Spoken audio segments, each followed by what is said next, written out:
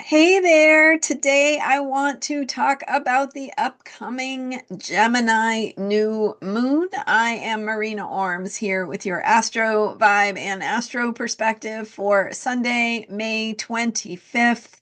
We have the new moon on Monday, May 26th at exactly 8:02 p.m. Pacific time. That new moon is at 6 degrees Gemini, joining together with Mercury in Gemini. And if you are aware of some of the nuances of astrology, you know that Mercury in Gemini is Mercury in its own sign. So the planet of thinking, ideas, and communication in the sign of thinking, ideas, and communication, enhancing the themes of thinking, ideas, and communication, coming together with this new moon, planting seeds for thinking, ideas, and communication. We also have this new moon in a trine with Pluto in Aquarius. So, really emphasizing during this new moon the air signs, both the everyday thinking that we do, the everyday problem solving and communication and writing and thinking and speaking and listening that we do on a day-to-day basis that has to do with Gemini. We also have that bigger picture of thinking at higher levels, which is reflected by the energy of Aquarius contributing to the air energy of this new moon. So, Pluto in Aquarius is that deeper place of transformation inside of us, and the ways that we connect with our transformation in Aquarius is to do the higher level thinking, to move through the process of awakening new consciousness, new ideas, innovations, getting outside the box, doing things in new ways, shaking things up. So that deeper Pluto energy, which is there all the time now for the next 18 or 19 years, is with us, asking us to really at deeper levels ask ourselves, what does it mean to engage with our higher consciousness?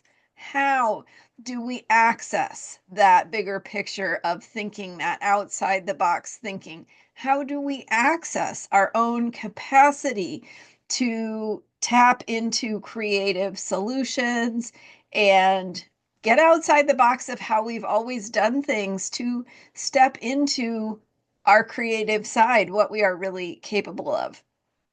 So, because that is a background theme with Pluto and Aquarius, this new moon, which is more temporary, right? It's more of a, the moon, we have a new moon every month, or even less than every month. Um, this new moon in Gemini is activating that Pluto energy. So it's saying, how are you going to do that connection with that bigger picture of thinking, that shift into higher consciousness, that accessing of creative thinking, innovative thinking, thinking that takes us to new places? How are we going to do that and bring it in to our everyday communication, our everyday mindset, our way of thinking, the way that we interact with ideas? So this new moon, following the Taurus new moon, the Taurus moon cycle that we are completing. So the Gemini moon is both the beginning of the next moon cycle and the ending of the previous moon cycle. So the moon cycle that is ending is the one that began with the new moon in Taurus, focusing on grounding, sustaining. How do we implement through bringing new habits and patterns and routines into our life to sustain what has been put in motion, to sustain ourselves as we step into new ways of being? What does that look like? How do we embody that? How do we get grounded within that? How do we change our daily habits and routines and patterns and practices in our daily lives to keep ourselves going in whatever new directions we are in the midst of embarking upon. Speaking of new directions, Saturn on Saturday, May 24th, goes into Aries at around 8:30 p.m. ish Pacific time. I believe it's 8:36 p.m. if I'm correct. So that entry of Saturn into Aries also is like stepping into a new era. When a planet changes signs, it's not like everything feels different. It happens, and you may or may not like feel it, but over time, when you look back, you go, oh, that is around the time when things started to feel different. There was a different quality, a different vibe to my life, or what I'm dealing with, or what's showing up in the world around me. So that shift of Saturn into Aries is activating once again this theme that we have had repeatedly this year of stepping into new beginnings. So we had an Aries solar eclipse back in March, end of March. We had, and that was the beginning of the Aries moon cycle. We had Neptune going into Aries, beginning a new 165-year cycle. So Neptune takes that long to go around the zodiac. So you can see already that's more than one lifetime since Neptune has been in Aries. So Neptune going into Aries is a big, big deal, a big new beginning, an opportunity to embark on new visions for all kinds of things, new visions for humanity, new visions for the world, new visions for how we understand ourselves and our roles within the world, new visions for how we view what it means to be human. So really having this opportunity to move in new directions in terms of letting go of how we have seen ourselves and our what's important about life in the past, and crossing that threshold into a new way of really viewing ourselves and our lives and what it means to be human and what it means to be alive and engaged and creative and all kinds of things. So on many different levels. So then Saturn going into Aries, and I shared about this and I reposted my Saturn in Aries video on Saturday I took out the part about the moon sign because that wasn't relevant anymore, but I left in the part about Saturn going into Aries, Neptune being in Aries, and them joining up. So if you missed that, you may want to rewatch that, because we're in that big picture energy this weekend, right? This is the shift. So as we begin with Saturn going into Aries, we're beginning, first of all, a new 29-year cycle with Saturn, 165-year cycle with Neptune at the same time, right? How cool is that? Like that these two cycles are coinciding. So big, big deal. And just a reminder that they both will go into Aries and then they will retrograde both later this year back into Pisces. So we still have later this year some of the work to complete in Pisces once we have had this taste of what we are beginning, what we are stepping into. So we'll have the taste, and then both planets will retrograde back into Pisces, where it says, okay, what is here to still work on and complete and come to terms with and really understand what we are leaving behind, because when we clear the decks, that helps us be ready to step into the real new beginnings with Aries. So it's real, but it's also going to go back and forth a little bit here. And then we will be with both planets into Aries, where they will stay until they move into the next sign toward the end of the year and early 2026. So So back to the Gemini new moon. In the context of these bigger picture shifts that are happening, which I cannot emphasize enough how much is going on this year. We have, and really, we had Pluto in Aquarius going into Aquarius in 2023 and 2024. So now we've got Pluto no longer retrograding back into Capricorn. It's in Aquarius to stay. And we've got now Neptune changing signs this year, as well as Uranus will be changing signs in July. Uh, Saturn changing signs May 24th this weekend. And then Jupiter also changing signs. It changes signs every year. So, but all five, all five of the outer planets. Well, I guess technically it's not Pluto this year. That was last year, but still big changes in the soup we live in, the environment, the energetic environment, and the qualities that show up in our lives, and how we're doing things, what is moving us, what is meaningful to us. So the Gemini new moon, right? Okay, so coming back to the Gemini new moon, we begin a moon cycle. And I always recommend that you set your intentions with the new moon. So, a beginning of a moon cycle that can be part of your process of manifestation, of calling in what is important to you, what you want to see more of in your life, what you want to feel more of and experience more of, planting those seeds through stating your intentions. This is what I want. This is what's important to me. This is what's meaningful to me. And so don't make your intentions superficial, right?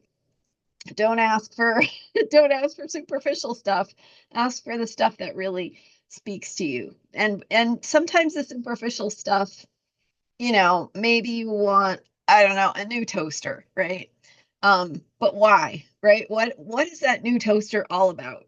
What is it speaking to wanting more ease in your life? Is it speaking to wanting to feel abundant, right? So asking what are those deeper qualities that feel important to you? That's your intention.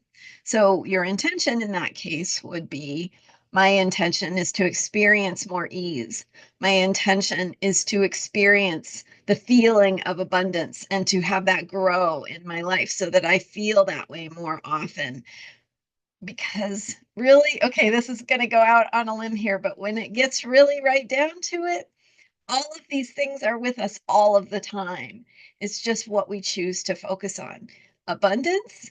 Could you feel abundant right now if you chose to?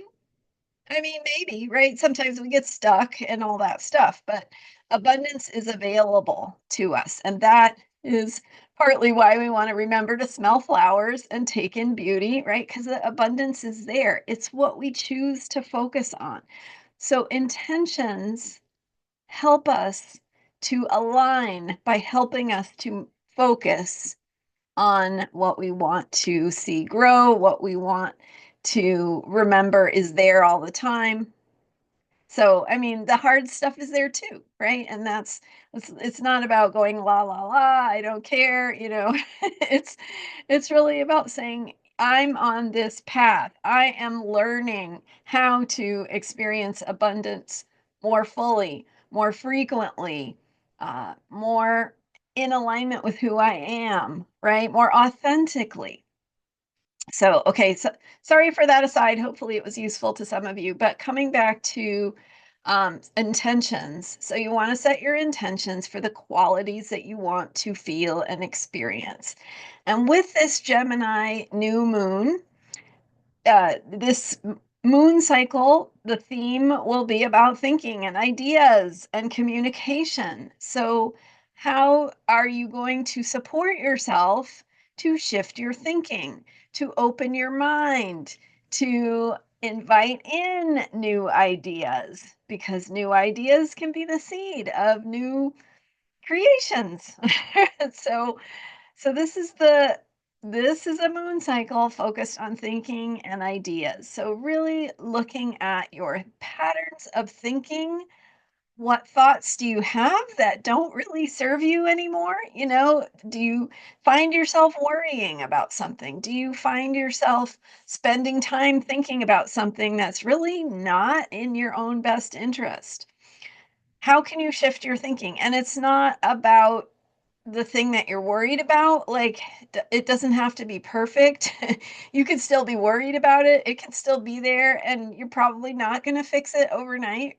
But you can also create space in your life for new ideas, for thinking about things that are important to you, for thinking about and focusing on your creative thinking, your creative ideas, your creative writing, your creative storytelling, your creative capacity to engage in fun and meaningful conversations with other people. Networking, that's a great Gemini activity. So, networking, having good conversations, chatting with friends, exchanging ideas, exploring ideas. Another great Gemini moon cycle activity to do is learning. So, maybe get a book or some books on a topic you're interested in, take a class, sign up for a class, explore. Explore your curiosity because an open mind is ready for new experiences, right? So, learning is great. It helps keep us alive, it helps us feel whole, more happy. So, this is the time to engage your mind and your capacity for thinking and new ideas and creative thinking. So, set your intentions around what is important to you concerning your thoughts, your thinking, your ideas, your communication, writing projects, things you want to do, things you want to learn about, books you want to explore. Maybe you've got some books on your shelf that you haven't read yet. Maybe it's time. So, those are the themes for this Gemini moon, new moon, and the trine with Pluto just makes it that much deeper and more significant and meaningful as we go through the process of engaging with our thoughts and what thoughts and ideas we really want to expand into to feel that sense of abundance in terms of our thoughts and our capacity to bring in new ideas. Having a mind of wonder, engaging your curiosity, exploring, checking out things that have been speaking to you, but you haven't had time to explore just yet.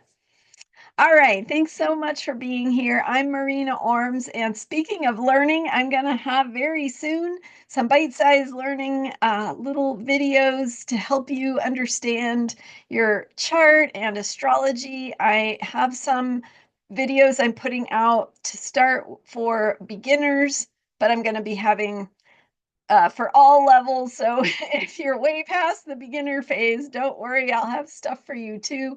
But right now, I'm focusing on what the heck is a natal chart? So, the anatomy of astrology charts and what they mean, and kind of demystifying all those symbols that you see and what it all means. So click join Astrology Heals in the description for this video if you're interested in having access to those learning videos, bite-sized learning, short videos, informative to help you learn in a very digestible way. All right. Thanks for being here and subscribing to this YouTube channel. I appreciate you. My website is astrologyheals.com, and I'm here every day with astrology for unshakable self-care. See you next time.